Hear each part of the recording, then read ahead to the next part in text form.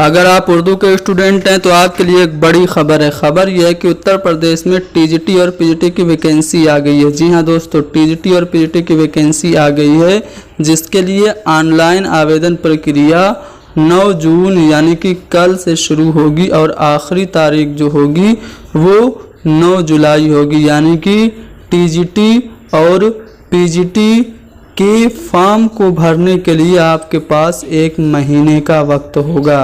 तो वैकेंसी तो आ गई। अब आपके मन में सवाल ये पैदा हो रहा होगा कि टोटल वैकेंसी कितनी है और आपके सब्जेक्ट के लिए कितने पद मिले हैं। तो सभी चीज़ें मैं आपको बताऊंगा। टोटल जो वैकेंसी हैं वो टीजीटी में 3539 हैं, जबकि पीजीटी में 624 हैं। अगर आप उर्दू का स्टूडेंट हैं तो आपको पता होना चाहिए कि उर्दू में कितनी सीटें हैं, तो सारी जानकारी आपको दी जाएगी। सबसे पहले हम बात करते हैं टीजीटी की। तो अगर आप टीजीटी की देखें तो यहाँ पे आप सब्जेक्ट वाइज देख सकते हैं कि कितनी कितनी वैकेंसी आई हैं। सबसे ज़्यादा जो वैकेंसी आपको दिख रही होगी वो यहाँ पे इंग्लिश की और हिंदी और मैथ की दिख रही होगी, जो कि 500 से भी ज़्यादा हैं। इसके अलावा साइंस के भी 499 जो कि 500 के करीब है। तो ये सब आपने सब्जेक्ट वाइज देख लिया। और अगर आप उर्दू के स्टूडेंट हैं तो आपको पता होना चाहिए कि जो बालक वर्ग है, जो बॉयज़ हैं, उनके लिए जनरल में 6, ओबीसी में 6 यानी कि टोटल 12 वैकेंसी हैं। और गर्ल्स के लिए ओबीसी में सिर्फ 1 है। अब यहाँ पे लड़कियाँ दिल ना छोटा करें कि क्या हमें सिर्फ 1 ही वैकेंसी मिलेगी।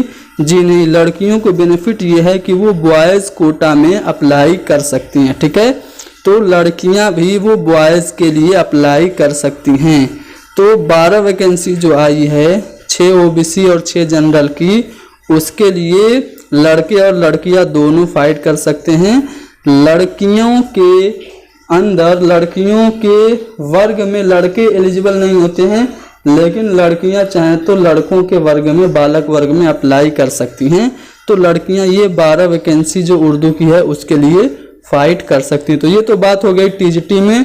टोटल उर्दू की बालक और बालिका मिला के 13 वैकेंसी हैं, जिसमें 12 लड़कों के लिए और 1 लड़कियों के लिए। लेकिन लड़कियों को फ़ायदा यह है कि वो लड़कों में भी भर सकते हैं। अब पीजीटी की बात करते हैं। तो यहाँ पे अगर आप पीजीटी की बात करें तो आप देख सकते हैं अपने अपने सब्जेक्ट में आपको कितनी सीटें मिल रही हैं। जब हम यहाँ पे गौर कर रहे हैं तो हमको एक चीज़ मिसिंग दिख रही है। क्या मिसिंग दिख रही है? उर्दू। बॉयज़ में 1 भी सीट उर्दू की नहीं है, गर्ल्स में भी 1 भी सीट उर्दू की नहीं है। तो ये जो लोग एमए सिर्फ किए हुए हैं उनके लिए दुख की खबर ये है कि उनको कोई भी सीट नहीं दी गई है। तो ये तो सीट का ब्यौरा आपने जान लिया। अब एलिजिबिलिटी की बात करते हैं। तो जब कोई भी वैकेंसी आती है तो बीएड और बीटीसी वाले 2 पार्ट में डिवाइडेड हो जाते हैं। और बीटीसी वालों का सवाल यही होता है, डीएलएड वालों का सवाल यही होता है कि सर क्या हम एलिजिबल हैं। तो याद रखिए, टीजीटी के लिए बीटीसी वाले एलिजिबल नहीं हैं। ठीक है, एलिजिबिलिटी क्राइटेरिया क्या है? आपका ग्रेजुएशन में, अगर आप उर्दू से अप्लाई करना चाहते हैं तो आपका ग्रेजुएशन में उर्दू होना चाहिए और आपका बीएड या फिर डिप्लोमा इन एजुकेशन होना चाहिए। डीएलएड और डिप्लोमा इन एजुकेशन में फ़र्क है। डीएलएड होता है डिप्लोमा इन एलिमेंट्री एजुकेशन और आपका डिप्लोमा इन एजुकेशन दूसरा होता है। तो बीटीसी वाले या डीएलएड वाले इस वैकेंसी के लिए, टीजीटी के लिए एलिजिबल नहीं है। और अगर उन्होंने पीजी किया होगा यानी कि एमए किया होगा या एमएससी किया होगा या एमकॉम किया होगा तो वो अपने पर्टिकुलर सब्जेक्ट में अप्लाई कर सकते हैं। ठीक है, तो इतनी बात आपने जान ली कि एलिजिबिलिटी क्या है।